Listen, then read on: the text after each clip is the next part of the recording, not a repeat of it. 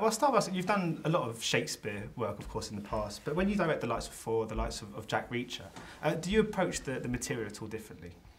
Well, I suppose you always try and approach the material in the way you think is right for now, but in terms of the passion and the commitment you give it, it's all the same. You know, it's all going to occupy the same amount of time, and I always think when I take a long time to sort of fuss over how I read a script for the first time, because I know that my reaction to that is key.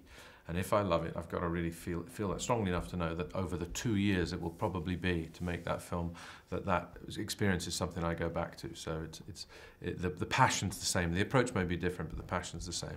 So when was it always your intention, sorry, to take a role in this film? When did that sort of come about in the process? It was about 3 or 4 months into developing the script with Chris Pine and Kevin Costner and Keira Knightley, and then realizing that the Russian role had developed in a way that I thought would in fact suit what I fancied doing, which was to play somebody very quiet, try and get a very detailed biography for him, and he carried in a way the weight of motivation for the picture being more than just about a kind of movie psychopath ruthlessly attempting to rule the world. This was a guy who had very personal reasons for doing what he does, and at his moment of triumph it's possible to distract him by having a beautiful woman talk to him about Russian literature.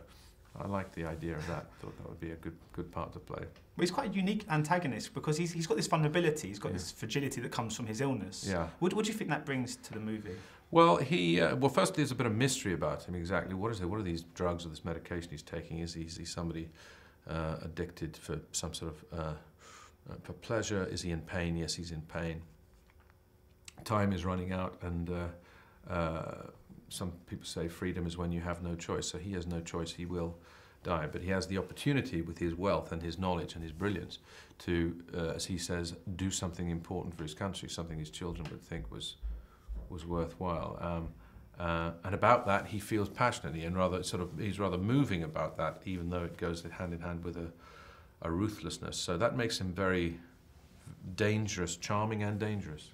And your accent's fantastic. I was wondering if that came quite naturally to you, or if you had to spend a lot of time with a vocal coach. A lot of time with a dialect coach and an acting coach. A lot of time with my dog, who was forced to listen to me do these lines in Russian. I'm certain if we did a second film, we have a number of dogs in this film, the second film ought to have my dog in playing Russian, I think, barking in Russian. I know she can do it. And I mean, it's something you've done countless times, is direct yourself. And I was wondering about the kind of process of are you able to view a scene from the perspective of a director and an actor at exactly the same time? Is that something you've mastered? I don't know about mastering anything really, but you assess what the challenges are and how to practically do it. So in a long scene in a restaurant with Keira Knightley, I practiced and rehearsed that scene weeks ahead without Keira, and then Keira came in, and then we practiced it just for us, as it were, and then we did the whole scene sort of backwards. We did Keira and I first, and then we did the beginning of the scene with Chris a couple of days later, and I chew it off in little chunks that give me enough time to be able to do both at the same time. And often in films of this sort of ilk, I can find romantic kind of subplots somewhat jarring, but I think in this it works really well, and it's quite understated, quite subtle. Is it quite a challenge for you though to kind of find that balance between the kind of action, suspenseful side, and then the kind of more intimate sort of romantic? Well, I felt as though I was probably coming from a perspective that wanted to have character detail as a priority.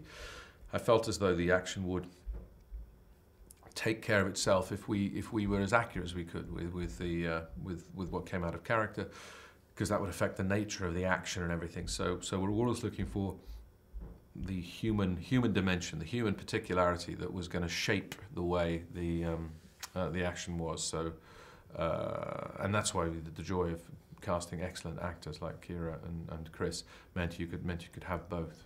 And you've mentioned briefly just before about the possibility of a second movie. I was wondering if that was to be the case. Is that something you'd be interested in returning to? I'd love to have that problem. I'd love the public to decide that was going to be a problem for us. And I always think it should be 2 and 3 they do next. You know, in the books, Jack Ryan gets to the White House and ends up being political, and it's an interesting, very interesting way that it happens in the books. I think you could make an enormously interesting